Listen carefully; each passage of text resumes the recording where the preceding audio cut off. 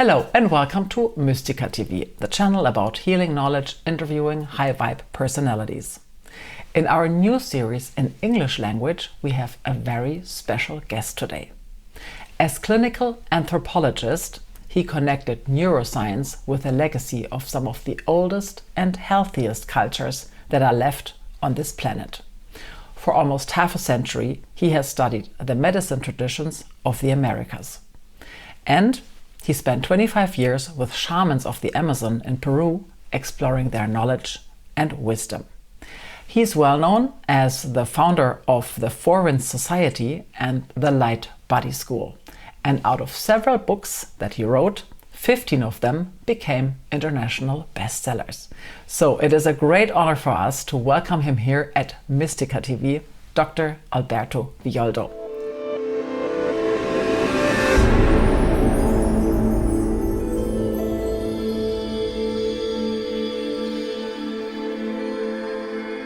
Hello, Katrin. It is very nice to be with you. Thank you for inviting me on your show. Thank you also. So you talked a lot about the eagle and the condor, and you gave us this vision from the ancient cultures, from the shamans, that if the eagle and the condor representing the Western modern medicine and science, and the condor representing like South America and the ancient cultures, if they fly together, we will have a better world. So what do you think? Did they already put their peaks together? Well, they're flying near each other. The problem is that the old wisdom, the ancient wisdom, has a lot of superstition in it. So we have to clear away the folklore and the superstition and really stay with the pure essence of the wisdom. And the problem is also that modern science has a lot of superstition in it. So science is the new religion. And people say, well, it's not scientific, or is it science proven it? And science is a way of exploring nature, not a set of beliefs. And unfortunately, science is done still by humans, or fortunately. But for example, medical science, all of it is backed by big pharma. And all of the science research indicates that pharma is on the right track when it's not, it's killing us. It's the age of Pharmageddon that we're living in. So modern science, in fact, the editor-in-chiefs of the most important scientific and medical journals have determined that 50% of what they publish is false. It's simply not true. And this is what we believe to be medical science. So we need to clean both the ancient and the contemporary. And today we need to become our own chief scientist. And we also need to become our own chief shaman, so that we can discover for ourselves what our body, what our hearts, what our souls truly need. And I go for hikes every day. I take my drum and I go into the forest and I play for the trees and for the birds, and they begin to gather and sing. We use drums softly.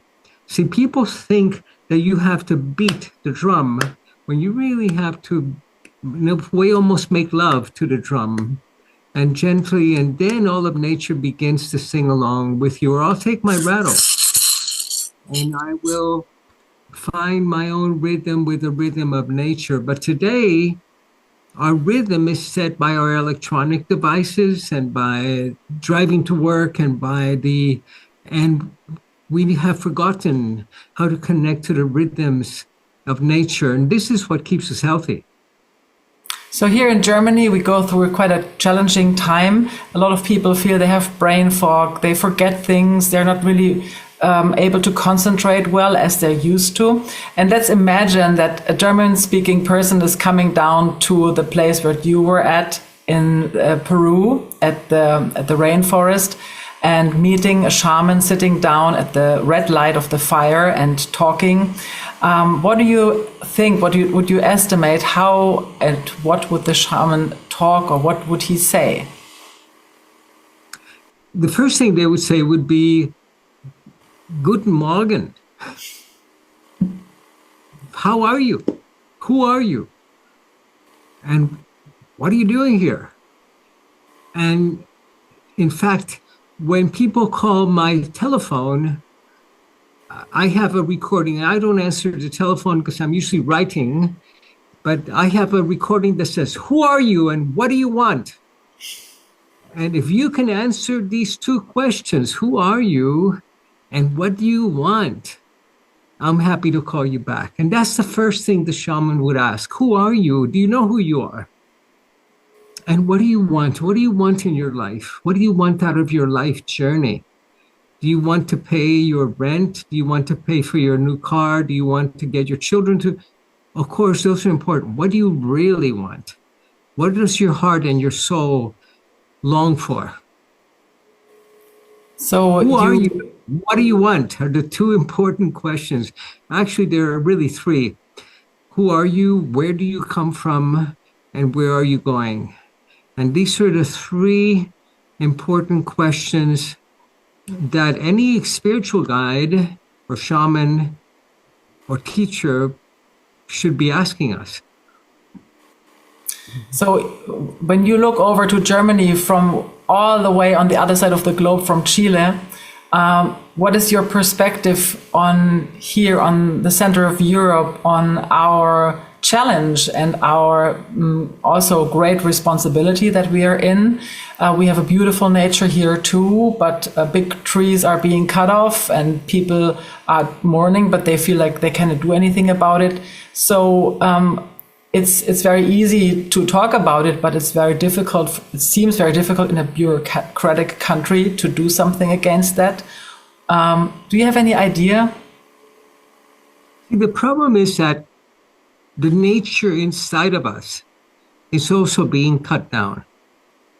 That our vision is being cut down, is being limited to our digital devices. We're outsourcing our brain to our digital devices. We used to remember when we were young, we would remember all of our friends' telephone number. Today, I cannot even remember my own telephone number.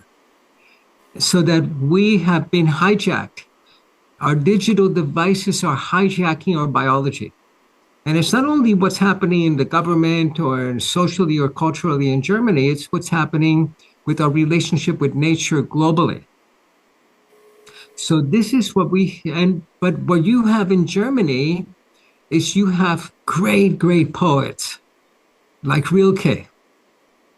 You have a poet that tells you how to approach life, that says in one of his poems, I live my life in ever expanding circles or rings, and I am not sure if I am a falcon, a storm, or a great divine breath. When you have such a history that you can go back to, then you can find the poetry of life again. But what you're talking about in Germany is happening globally. The rainforest is being cut down. We look at nature as being there for our pleasure, and that humans own all of the food in the planet. We don't have to share with the animals. So this is a fundamental mindset that we need to transform in order to become natural again, because you are a natural being. You cannot be disconnected from nature because you are nature. You are biology. Biology is natural. And when we reconnect with our own nature, not with nature out there, with our own nature, beginning with our gut flora, with what we eat, what we put in our mouths. I used to bless my food. I would say a prayer to bless my food. I don't do that anymore. Now I ask my food to bless me because it's the mother, it's Gaia, it's the planet. So if we can change our minds, we can change the world. But of course, you cannot change your mind until you change your brain. And that's what takes us back into the science. So this also, you published so many books, and I think 15 of them even became worldwide international bestsellers. I will just recall one of them. This book is called Mending the Past and Healing the Future with Soul Retrieval. So I was talking about soul retrieval. Yeah. There's a legend among the Hopi people of North America, that when we're about to be born, that we have an energetic twin. And when we're about to be born, our twin looks out of the birth canal and looks out at the world to see if it's safe, if it's a safe family, if it's a safe home, if it's a safe tribe or village. And if it's safe, it says to the other half, come on, let's be born. And if it's not safe, then we're born with half of ourselves missing, with half of ourselves that held back and stayed in the spirit world. And many people today don't feel like they belong in this world, that they belong in this planet. They go, where do I belong? Not here. And so we're suffering from a collective soul loss. And many of us were born into families that were not safe, where the mother maybe was not sure that the father would provide for them or create a safe place for her child. So, and we're living today, of course, in a time that nobody feels safe. So part of the soul leaves when it's not safe. And this is what happens during trauma, is that part of the soul leaves the physical body, and we need to call it back. But in order for it to come back, we need to create an environment where it can be happy, where it can thrive. Because the soul might come back and say, look at your life, Alberto. You're always working. You have no free time. You don't have fun. You don't eat right. You don't meditate. You don't get up in the morning and exercise. Why should I come back? Look at your life. We want the soul to come back and then we'll change our lives. No, we need to go back to nature. We need to go back to our own nature, to go back to what we believe in, to forget about the newspaper. Don't read the news. Don't even check what's happening in the world and in the internet, because you want to find out what's happening in your inner world and in the invisible world. And then your soul will feel comfortable in returning, and we will become whole people once again. We were just talking about trauma and about an antelope when it was running away from a big lion trying to catch it. And after, experience a very strong trauma, it just shivers as if it would just shiver the trauma away, and then it just continues to eat grass and just returns to a very calm state of living. So we as humans are not capable of this quick getting rid of trauma. We need much of a bigger way. And you studied this very intensely in neuroscience. So is there an aspect that you would like to talk about, which would be very helpful these times? Yeah, thank you. Thank you for asking that. Kristen, the humans are the only animal that cannot reset their fight or flight system. And actually, it's not only fight or flight, it's fight where you're ready to combat, flight to run. And if you cannot fight or run, then you freeze. So it's fight, flight, or freeze. And everybody in America, for example, today is frozen, is paralyzed.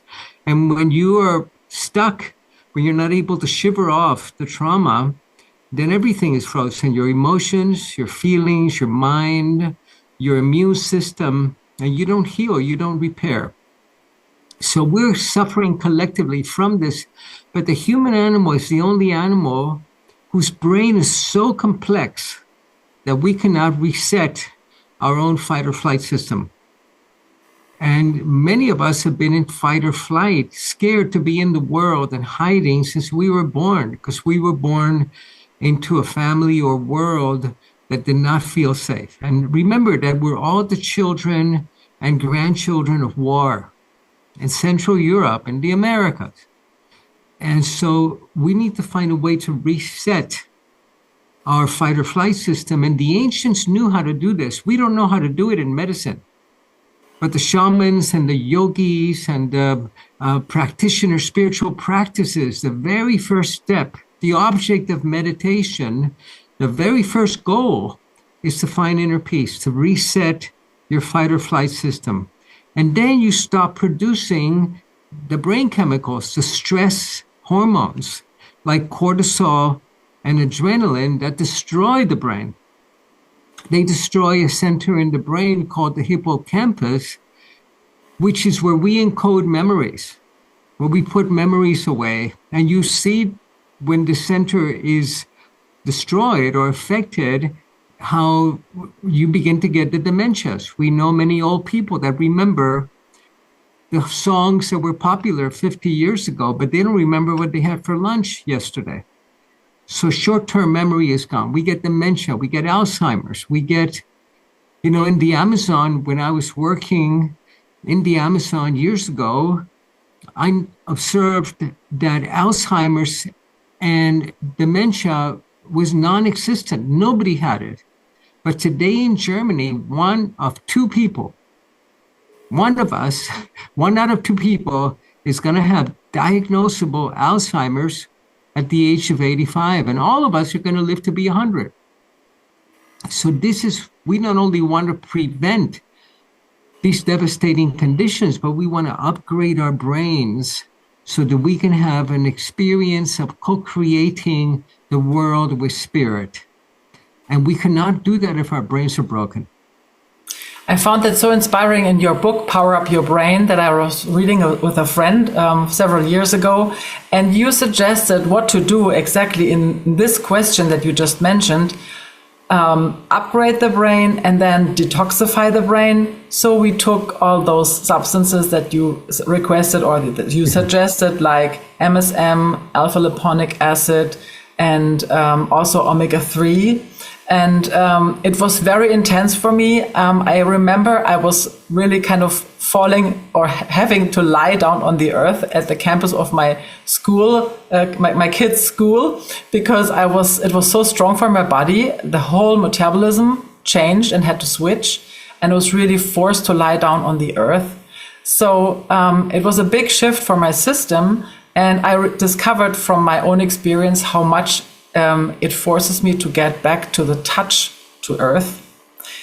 Was that something that you had in mind, or do you think it was just kind of a coincidence that happened because the whole thing is just more complex? Katrin, I have a new book that's coming out in early December. And this new book is called Grow a New Brain. And this is the part 3 of a series of books, Grow a New Body. And then I did the Grow a New Body cookbook that's soon to be in German.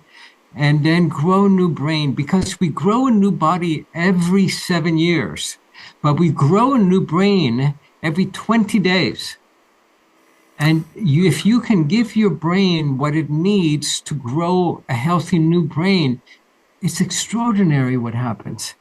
And this is something we all need to do because we have been exposed to chemicals and microplastics and fertilizers and PCPs and PCBs, and we have been poisoned by the chemical industry. We're part of an experiment that we didn't sign up for. And if you can detoxify the brain and give it the neuronutrients that it needs to upgrade, in 20 days, you can get a completely new brain and you can reset it. And then you can have an original thought, and then you can create psychosomatic health, and then you can dream your world into being and truly begin to manifest your dreams, because right now we're manifesting our nightmares. What also helped me was to create a sacred space. This I learned from your books. And I would like to talk about the number 4 at this point, because you have 4 spirit animals that you focus on. You have the 4 chambers or regions of the brain. The number 4 is a lot inside of your books and inside of your science. And you have the jaguar, the colibri, the great snake, and the eagle. So is there kind of a sacred geometry or some knowledge inside of that number 4? Yes, it absolutely is. But then we have to go into sacred geometry for a little bit. So the number 1 is a point.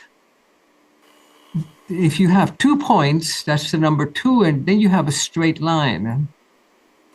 If you have 3 points, then you have a plane. So you can have a triangle, but it would be like a sheet of glass.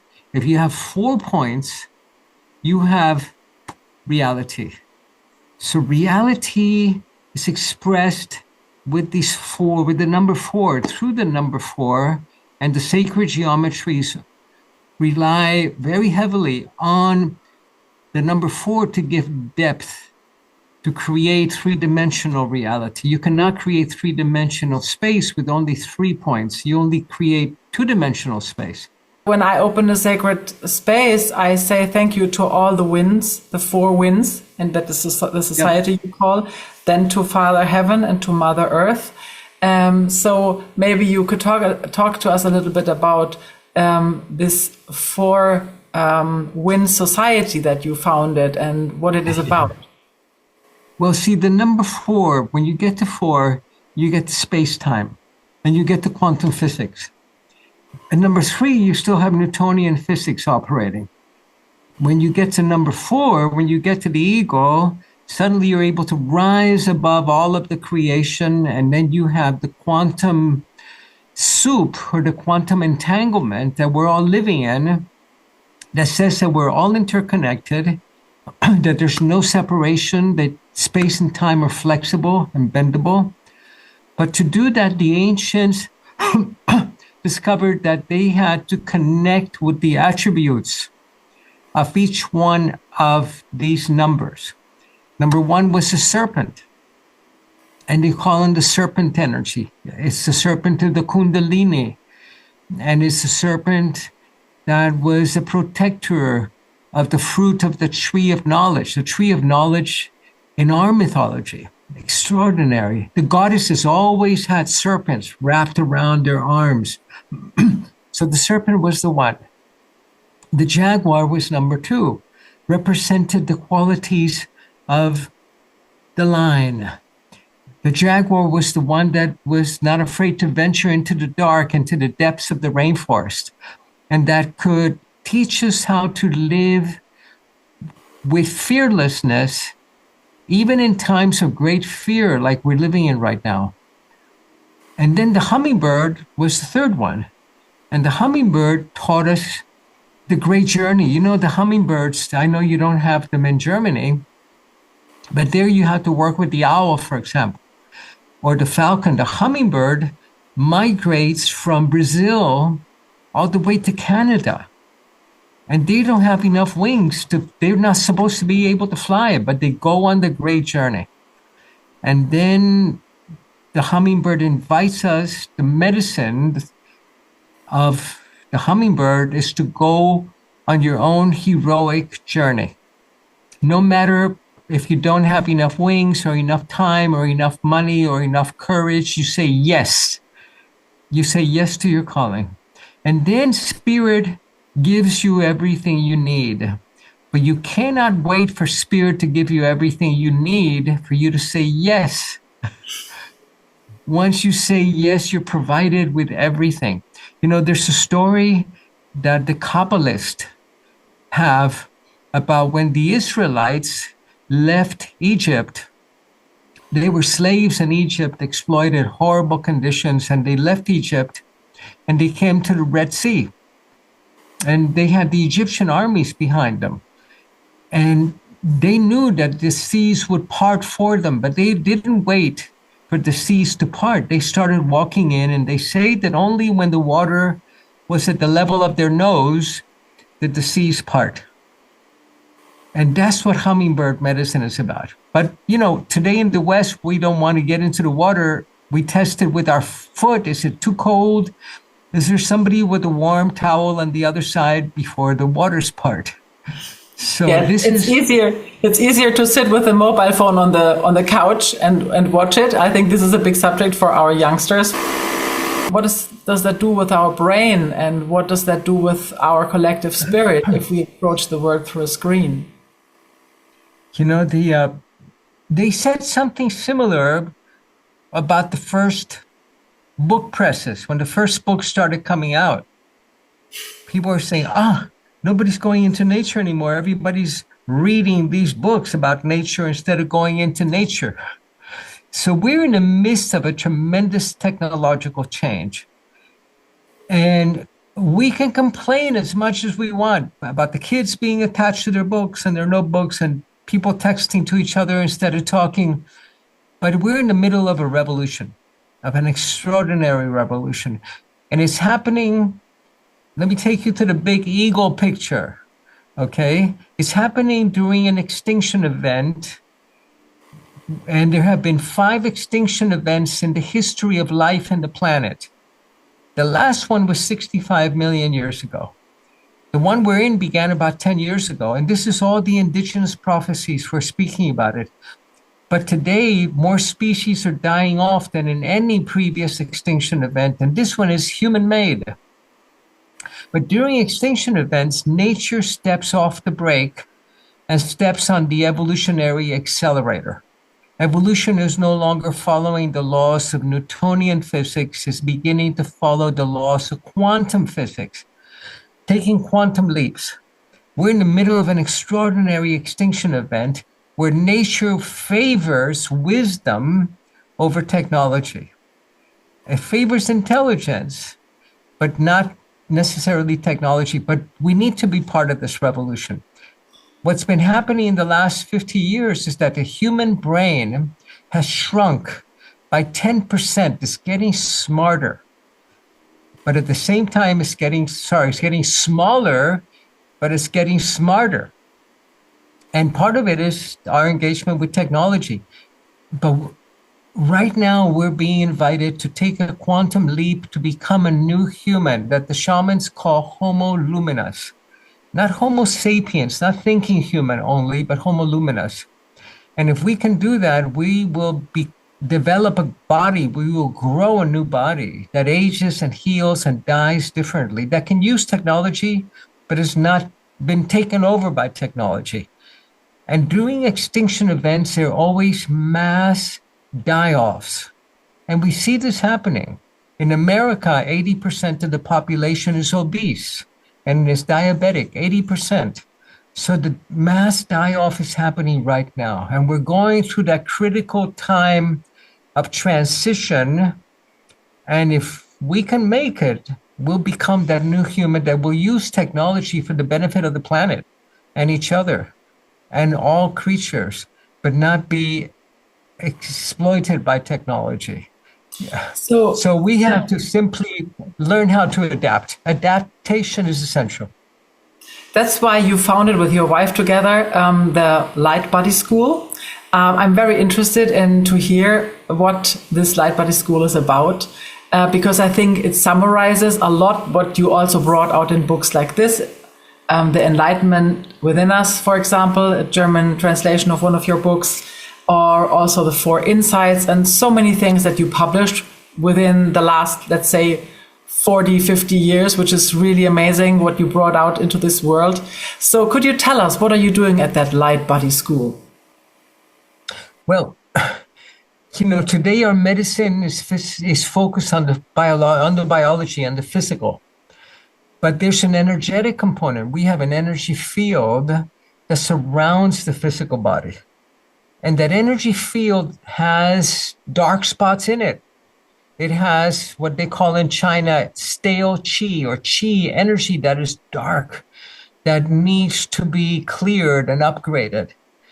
And what creates disease is when this energy is trying to make its way out through the physical body, and it goes through the least strong to the most vulnerable organ to try to make its way out of the body, and then we get a disease.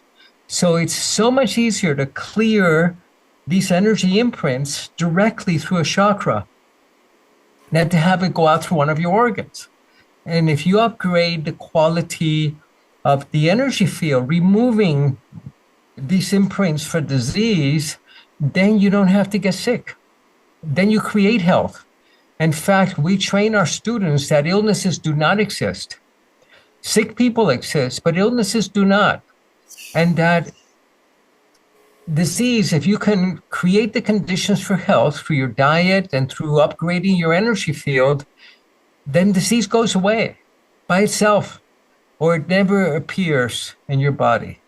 If we can upgrade the field by downloading the codes for Human 2.0, then we can grow a completely new body that becomes resilient, because things will happen. Things happen to everybody, but we want to develop resiliency, the ability to bounce back, to heal quickly. And this is what we teach at the Light Body School. How do you work with the energetics, not only to heal yourself and help heal someone else, but to prevent disease and to upgrade the field to the field of human 2.0, to become that new human that ages and heals and dies differently. So there's several components, for example, the nutrition, meditation, then your physical exercise, but also what you just said, quantum physics. It's, I think it's one of the sciences of the future, but it's more than science. It's something that you also brought here from the depth of the rainforest and from the shamans. Could you give us a little bit of an insight? Where did you find those aspects of quantum physics in that very old, ancient wisdom? One time I was in the Andes Mountains, and I was speaking to a group of shamans, about 8 or 10 of them, men and women, and telling them about quantum physics. And I told them about the butterfly effect. And the butterfly effect is that butterfly that flapped its wings in Beijing and caused a tropical storm in the Caribbean. And they go, wow, that's fantastic, Alberto, fascinating. And can you show us? And I said, what do you mean, can I show you? This is physics, it's quantum physics. They say, well, no, can you flap because I had a brand new PhD. Can you flap your little doctor wings and heal somebody in India? And I said, I can't do that. They said, we can. So our science is descriptive. Quantum physics describes this butterfly effect, how you can influence events remotely. They know how to do it. Quantum physics tells us that there are regions where time passes differently, where you can maybe influence events in the past. They're discovering in quantum physics that an electron can leave a room before it comes into it. That means that you can journey back through time to heal an event that maybe occurred 1,000 years ago in a previous lifetime of yours, and that caused soul loss.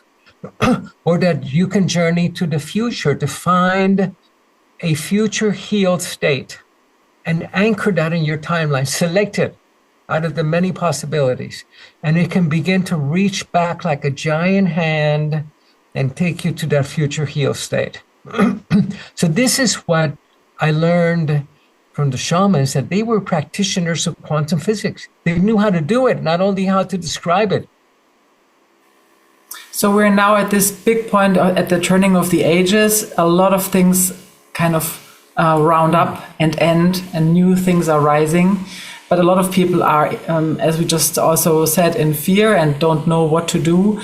But the state of Mother Earth is something very central and important for all of us. So how do you sense Mother Earth in this time now, 2024? Look, we're facing a big die-off in humanity, not only in many species, but also coming with humanity. The Earth will thrive. Look at what happened during COVID, during the coronavirus. Excuse me, during the coronavirus, 2 years in lockdown, nature came back. Amazing. The Earth will be fine. What our job is to become Earth keepers, to become Earth guardians, stewards of the Earth. And if we take care of the mother of Gaia, she will take care of us. Individually, not only as a species, each one of us will be looked after. We will get the codes to upgrade our energy field to become that new human. And that's what I want to invite each one of us to do, all of our listeners to do, is to say yes to your calling, to upgrade the quality of your energy field, to know that you're not only a physical, biological being, you're an energetic being. And you can work at the energetic, at the quantum level. We have the tools. The ancient wisdom has the tools. The modern science describes it, but they know how to do it. See, the shamans differentiate between wisdom and information. Information is knowing water is H2O. Wisdom is being able to make it rain. Information is having a diagnosis. Wisdom is being able to heal. So I want to invite all of us to take that quantum leap, to make that a priority for ourselves, to become the new human that we've all been waiting for, that are you and I. Last question, Dr. Villoldo. We in Germany, we have this, as you just said, we have great poets, but some of us are also stuck with the cognitive function. We try to get back to our heart and really open it and get back to our senses and really be sensual in our environment. But it's not easy. And as you just say, if we strive towards the homo luminous, as the shamans call it, and you at the Light Body School, we need support. And I think it's so great to know you, because you came from neuroscience. You, with 25 years, you were the youngest professor at San Francisco State University, and you founded and studied at bio-self-regulation laboratory. So I think the Germans really need bio-self-regulation. Maybe you could give us kind of a story or a little hint for that kind of a, let's say, disposition that we have. Yeah, I would encourage us not to wait until we get sick to start getting healthy. Make that your priority today. Practice prevention. Read. We have so much good science and good information. My new book on the brain, it gives us everything we need that you can do at home. And or you can come and train with us to become a neuro shaman, a modern shaman. We train doctors and entrepreneurs and business people and nurses and lay people and postal workers to become modern neuro shamans. So you can first heal yourself, upgrade your energy field, grow a new body, and then you can help others to prevent disease and to become part of this experiment, this evolutionary experiment that we're taking part in becoming the new human. The time is now. Don't wait. Thank you so much, Dr. Alberto Villoldo, for sharing your time with us, your knowledge and your wisdom. It was a great pleasure to have you here at Mystica TV. Thank you so much, and blessings to you and blessings to all of our listeners. Thank you.